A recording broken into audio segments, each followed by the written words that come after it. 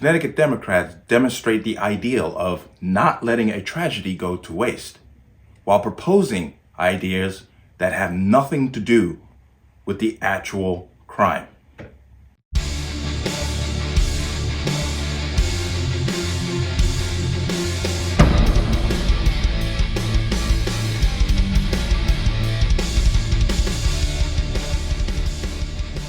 Welcome to another installment of the Connecticut Gun Bench. Today's video is brought to you by P.A.N. Firearms, LLC. P.A.N. Firearms for your NRA certification and multifaceted gun training. You can reach us at 203-300-6343 or use our website at www.panfirearmsllc.com. As always, there'll be a link in the description box below. And if you like my content and like my channel, you can support me through the links in the description box. But let's talk about this here. Now, as you know, we had a number of anti-gun bills going through the Connecticut House, or through the Judiciary and the Finance Committee. The Finance Committee had the ammo tax on bill, and the Judiciary Committee had, most importantly, Bill 6667, which was, another one of his answers to gun violence. And it always seems to have the same theme. We just need to ban stuff. That's our answer to gun violence. But those bills have now, as far as the judiciary is concerned, have come out of that committee and they are going forward to the House. And being the exploiters that they are, because I'm just sorry, they're just macabre behavior that comes out of this administration all the way across the board. They immediately took to the event that happened in Nashville. I made a video on it yesterday. They immediately used the incident in Nashville as some kind of foundation as to why we're doing what they're doing. Once again, it's just using these dead people to bolster their position. And their position had nothing to do with what actually happened there. Because they're not talking about the motivation of the shooter. Because we have a transgender person who went to a Christian school and shot it up. We're not talking about that motivation. No, we're just talking about the fact that because this person had allegedly 2 AR-style rifles and 1 a pistol, that's the problem. That's the reason it happened. Not the hatred that this person allegedly had towards the people in that school and what that school stood for. No. That's irrelevant. But I'm just come over here. This is Connecticut News Junkie. I just want to get some context. Lamont's gun proposals move out of Judiciary Committee. Lawmakers on the Judiciary Committee voted Tuesday to advance a proposal from Governor Lamont, which would broaden Connecticut's ban on certain semi-automatic rifles, prohibit the open carry of firearms, and strengthen restrictions on untraceable ghost guns. None of which is going to prevent gun violence. The committee approved the bill on a partisan vote after several hours of debate during an afternoon meeting. The panel advanced the proposal just a day after a school shooting in Nashville where a shooter killed 6 people, including 3 children. Legislators cited that incident at times during Tuesday's debate because they're exploiters. That's what they do. It's just amazing how they made the correlation between what they're doing and what happened out in Nashville. There's no comparison. What they're doing would not have prevented what happened in Nashville, even if Nashville had the laws that we have. Remember, the person had 3 firearms on their person. One of them was a handgun. So if they didn't have the rifles, they were going to use the handgun. Remember, I spoke about Monterey Park. Monterey Park, it was a pistol. A pistol that is illegal in the state of California. Okay? These people are just using the dead for their own ends and means. They're shameless.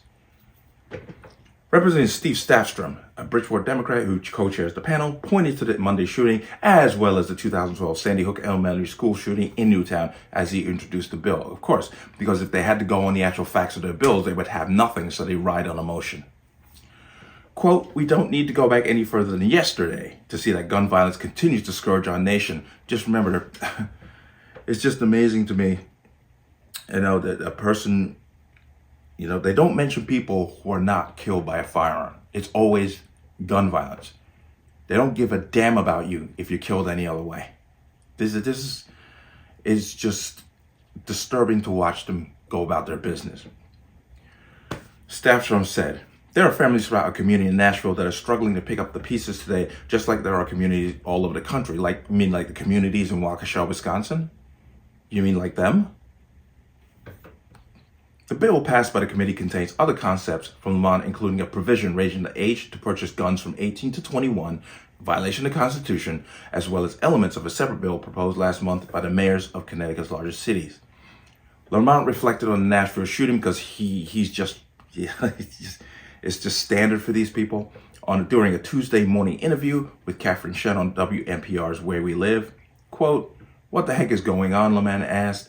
"I don't remember this growing up. Let's stop right here for a second." Lamont asked, "I don't remember this growing up."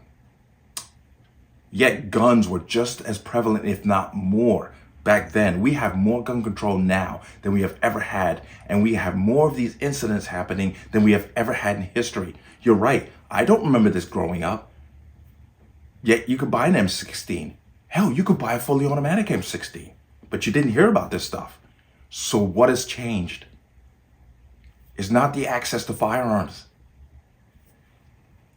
These types of shootings in schools targeting the most vulnerable, targeting 9-year-olds, he doesn't really care about their age. Once again, he's just using them. He touted Connecticut's current gun laws and his proposals before the Judiciary Committee. We got to keep going. I want Connecticut to be a leader here. This is like a dick measuring contest. Excuse my French. He's just trying to say, look at me. Look what I've done in Connecticut. Oh yeah, violence is still continuing, but I've banned guns. This is what this is all about. Remember, Malloy thought he was going to be riding on Clinton's coattails because he kind of abandoned the state of Connecticut towards the end of his term and started kind of partying with her, thinking she was going to give him a nice position if she got elected. You remember that? Okay? He's trying to look good in front of the Democrats in the country.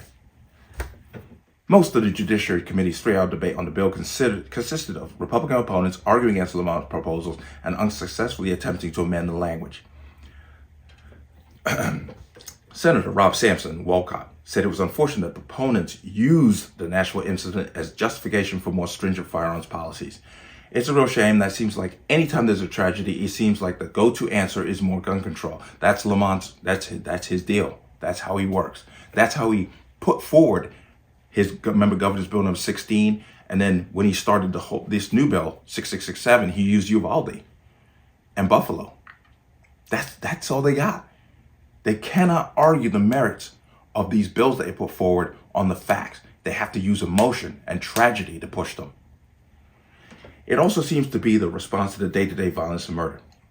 At one point during the meeting, Republicans tried unsuccessfully to split the bill in two in an effort to vote in favor of elements they approved of. Well, what's wrong with that?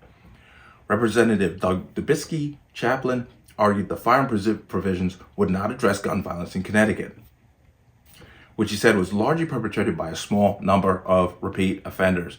Yeah, we got a woke justice system right here in this state that lets criminals run rampant, and we hold the public to a higher standard.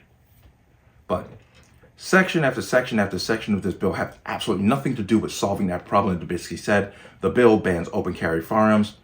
Other than that, it makes some people uncomfortable. Who cares? It's not a source of crime. You can't use logic, Dubisky, sorry, Doug.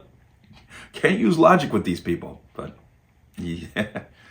Following the meeting, Lamont released a statement applauding the committee's actions. He said the elected officials had a responsibility to implement policies to keep Connecticut residents safe in their homes, schools, churches, and neighborhoods. These policy proposals represent a fair, common sense balance. Oh man, gaslighting. That respects the rights of Americans to own guns, yeah, by banning them. I respect your right to say what you want, but you can't say what you want. That's exactly what he's doing here. Okay? That's exactly what he's doing with guns. Yeah, I respect your right to own a firearm, but only the ones I think you should have. Okay? For their own protection and sportsmanship, while also acknowledging we must take action to protect the people who live in our communities, Lamont said.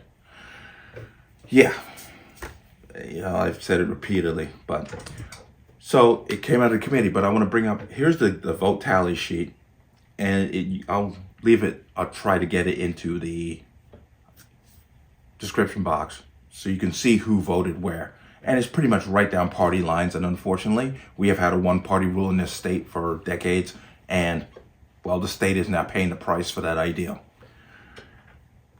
So this is going to go forward. There's still a ways to go. And I believe there's Does he have enough power to push this through? Sure.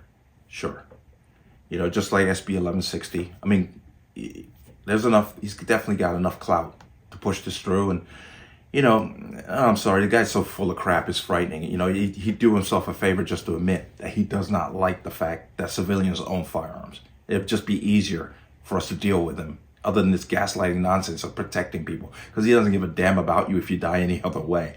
We've seen that over and over again. You know, they're quick to bring up all the shootings, but they don't bring up the stabbing we had right here in Connecticut. He doesn't bring that up. He doesn't bring up that just the nastiest home invasion you could ever think of. He doesn't bring that up. It happened in Connecticut. They don't talk about those people because they don't care.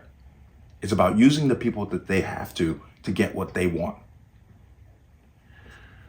So there it is.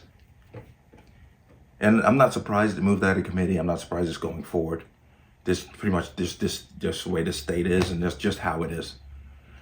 Once again, we can call our legislators and keep pushing forward.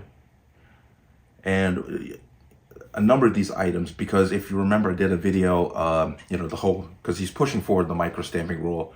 A judge in California has already overturned California's Unsafe Gun Act because he claims it's unconstitutional, including the micro-stamping rule, because no manufacturer can actually make the gun safe based on those criteria. And it's a violation of the Constitution because it's preventing people from exercising their rights to buy newer models of firearms.